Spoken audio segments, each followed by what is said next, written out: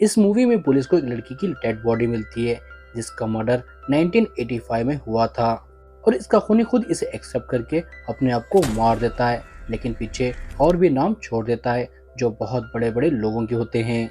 तो क्या पुलिस उनके बारे में जानकर सीधे जाकर उन्हें पकड़ लेगी या और भी बहुत सारे राज खुलने बाकी है? तो चलो देखते हैं। ये समय है 1985 का, जहाँ पर हम दो लड़कों को देखते हैं। एक लड़का दूसरे लड़के को कहता है मेरे पापा ने फिल्म में काम किया है, जो सुनकर दूसरा लड़का कहता है तुम क्या कर रहे हो, तुम्हारे पापा कोई एक्टर नहीं है।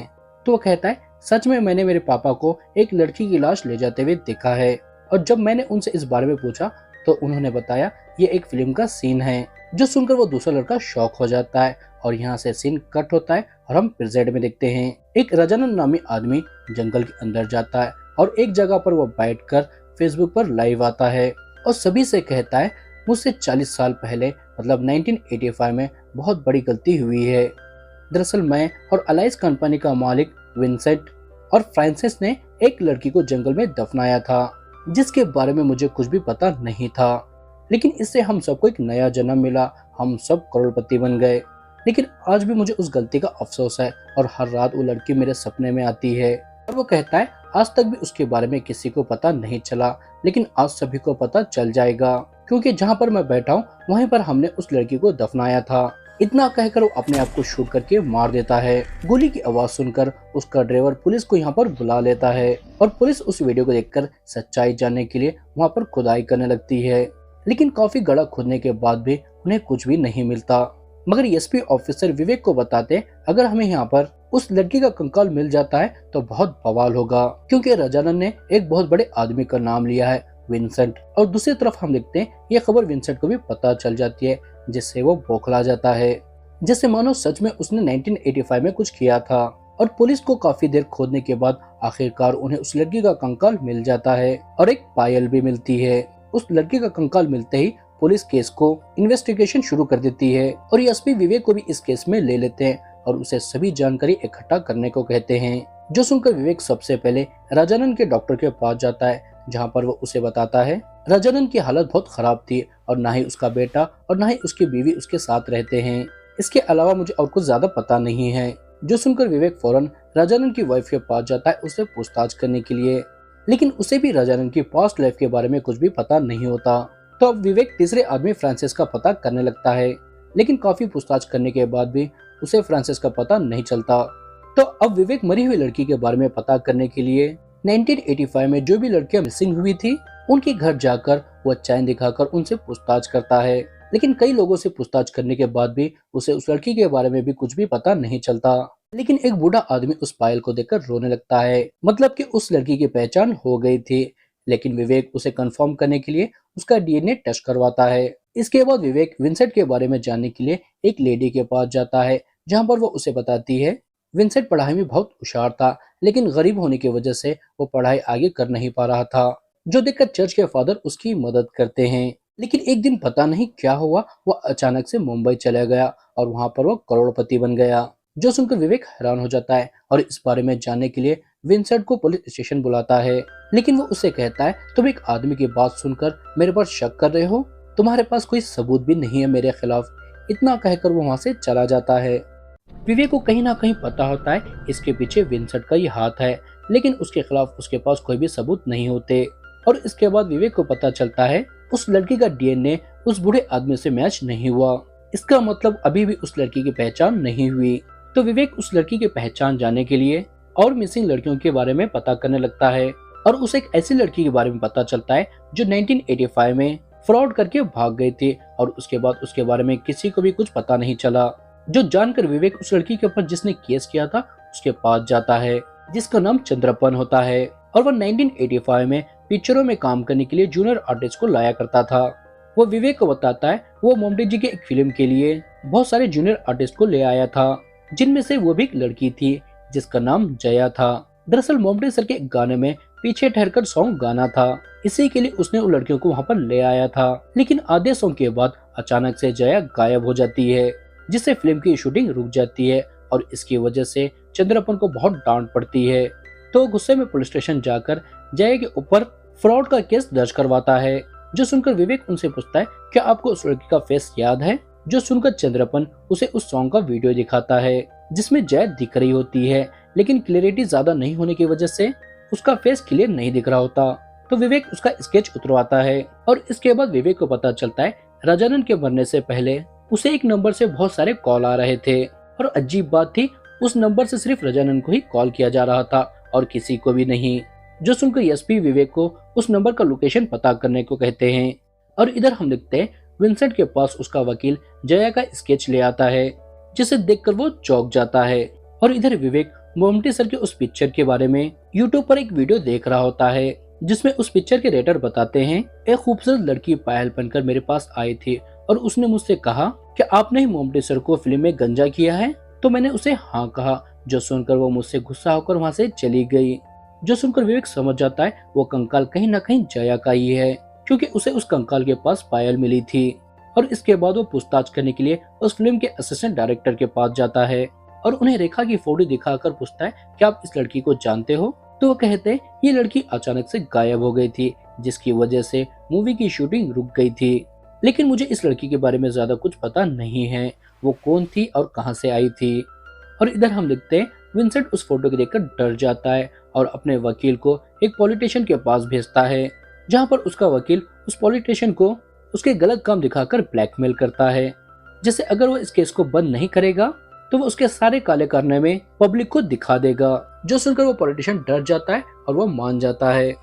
और विंसेंट यहीं पर नहीं रुकता, वो अपने आदमियों को चंद्रपन के पास भेजता है, जहाँ पर वो चंद्रपन को बहुत सारी शराब पिलाकर उसे मार देते हैं। और अगली सुबह पुलिस को उसकी डेड बॉडी गटर में मिलती है, जिससे पुलिस को लगता है चंद्रपन ने बहुत सारी शराब पी ली थी, जिसकी वजह से उसका बैलेंस आउट हो गया और वह गटर में गिरकर मारा गया। लेकिन विवेक को पता होता है इसके पीछे विंसेंट का ही हाथ है, लेकिन उसके पास कोई भी सबूत नहीं होता। अगर विंसेंट यहीं पर नहीं रुकता, वो विवेक को इस केस से हटाकर ट्रैफिक में लगा देता है और इस केस को क्राइम ब्रांच को सौंप देता है, जिसका हेड ऑफिसर एक करप्ट होता है। तो विंसेंट उसे बहुत सारे पैसे देकर खरीद लेता है। तो स्टेशन आकर सारे सबूत को अपने साथ ले जाता है, जिससे विवेक बहुत दुखी हो जाता है और उसे लगने लगता है ये केस अब यहाँ पर खत्म हो जाएगा। लेकिन फॉरेंसिक डॉक्टर उसे समझाते हैं वो लोग वही सबूत लेकर गए हैं जिनके बारे में हमें पहले से ही पता था, लेकिन उसके आगे क्या है उन्हें कुछ भी पता नहीं है और तुम्हें उसके बारे में पता लगाना होगा, क्योंकि ये सिर्फ तुम ही कर सकते हो और तुम ही इस केस को सॉल्व कर सकते हो। जो सुनकर विवेक को जोश आ जाता है और वो इस केस में इन्वॉल्व नहीं रहकर भी इस केस को अपने तरीके से तहकीकात करने लगता है।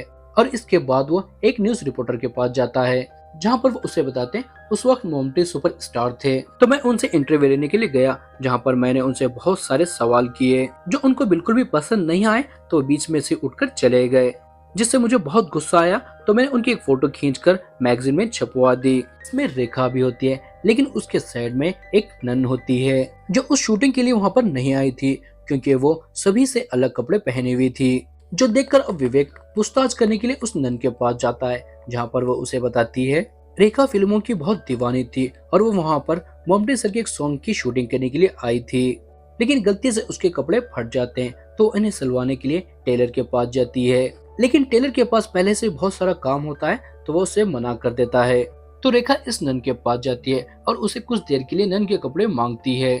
ये नन उसे कपड़े देने के लिए मान जाती है, लेकिन वो भी मोमटी सर की बहुत बड़ी फैन होती है, तो वो बदले में रेखा को मोमटी सर से मिलवाने को कहती है। जो सुनकर रेखा मान जाती है, तो नन उसे कपड़े दे देती है। लेकिन जब नन सेट पर जाती है तो उसे पता चलता है रेखा एक जूनियर आर्टिस्ट है, और रेखा भी उसे सच सच बता देती है वो एक मामूली जूनियर आर्टिस्ट है और वो खुद भी चाहकर मोमटी सर के पास नहीं जा सकती। जो सुनकर नन उसे कुछ नहीं कहती, क्योंकि अब ये दोनों अच्छे खासे दोस्त बन गए थे।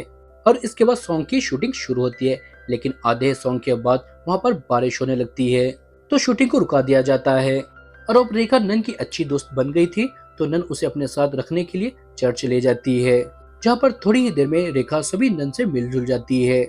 इसके बाद ये सभी लोग बैठकर खाना खाते हैं। उसके बाद नन रेखा को उसके कमरे तक छोड़ देती है, लेकिन अगली सुबह जब ये उठते हैं तो इन्हें पता चलता है चर्च की तिजोरी में से सारे पैसे और सोना गायब है, और साथ ही में रेखा भी गायब होती है। इसका मतलब रेखा चर्च के सारे पैसे और सोना चुराकर वहां से भाग गई है, जिसकी वजह से उस नन को भी बहुत डांट पड़ती है, क्योंकि उसी ने रेखा को यहाँ पर ले आई थी और ये लोग उस पर कंप्लेंट भी नहीं कर सकते थे, क्योंकि ऐसा करने की वजह से इन पर कोई भी भरोसा नहीं करता और डोनेशन भी नहीं देता।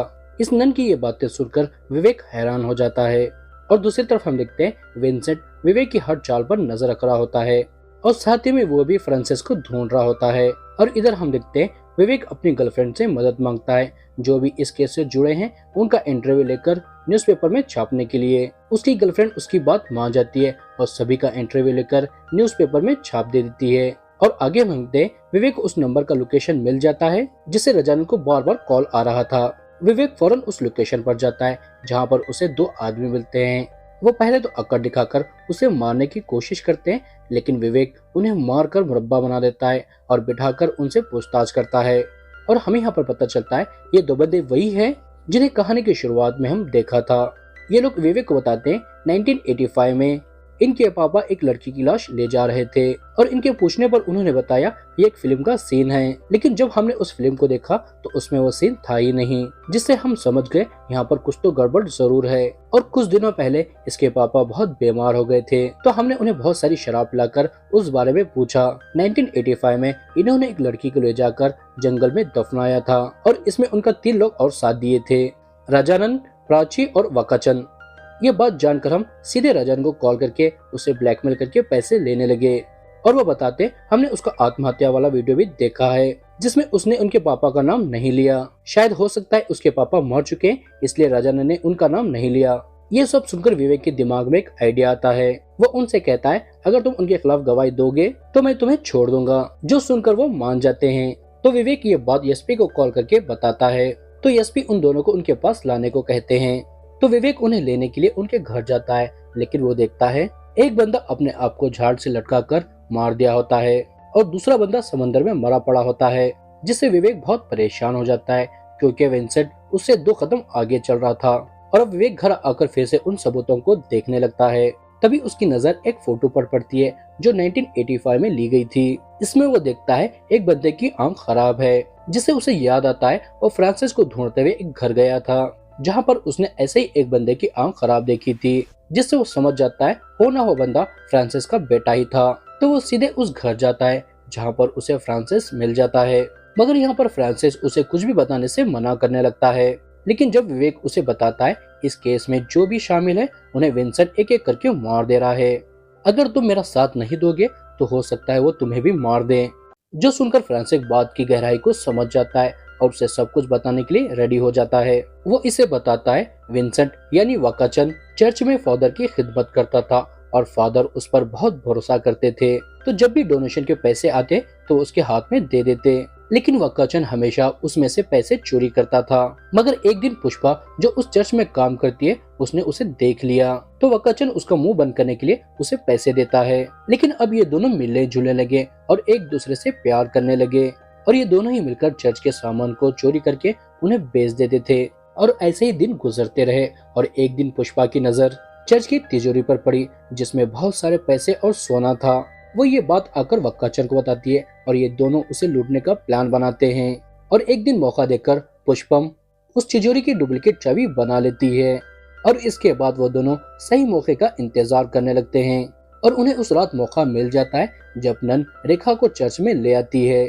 तो अब वो दोनों एक प्लान बनाते हैं और सबसे पहले पुष्पम खाने में नींद की गोलियां मिलाकर सभी को परोस देती है और सभी खा लेते हैं। लेकिन रेखा उसे खाने से मना करती है, जिससे पुष्पम थोड़ा डर तो जाती है, लेकिन रात में सोते समय उसके पास जाकर उसे मार देती है। और अब बारी होती है उसकी लाश को ठिकाने लगाने की। तो ये दोनों चर्च के पैसे और गोल्ड को चुराकर उसकी लाश को ठिकाने लगाने लगते हैं। तभी यहाँ पर फ्रांसिस और राजानन आ जाते हैं और इनके साथ पहले से ही बेबी शामिल होता है जो उन दोनों लड़कों में से एक का बाप होता है।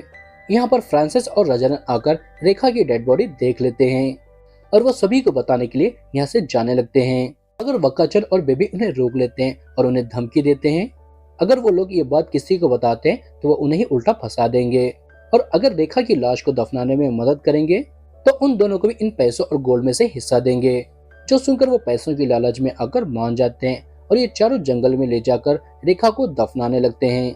मगर तभी वो देखते हैं रेखा के अभी भी पैर हल रहे होते हैं, मतलब अभी वो जिंदा होती है। लेकिन इन लोगों को कुछ भी फर्क नहीं पड़ता, वो उसे ऐसे ही दफना देते हैं।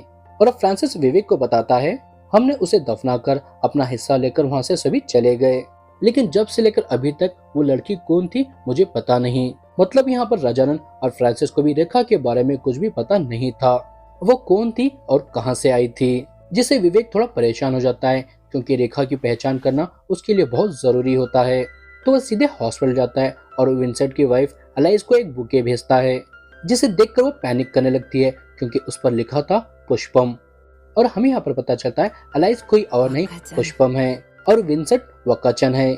मतलब कि दोनों रेखा को मारकर उसे दफना के और सारे पैसे और गोल्ड चुराकर मुंबई आ गए थे और यहाँ पर अपना बिजनेस शुरू किया और बहुत सारे पैसे कमाए। ये बात अब विवेक को भी पता चल जाती है, तो वो सीधे ऑफिसर के पास जाता है और इन्हें सब कुछ बता देता है। लेकिन वो ऑफिसर उसे कहते सारे सबूत विंसेंट के खिलाफ है। मगर अभी भी हमें पता नहीं है वो लड़की कौन है और कहां से आई है। हमें विंसेंट को गिरफ्तार करने के लिए जाना बहुत जरूरी है, वो लड़की कौन थी और कहां से आई थी।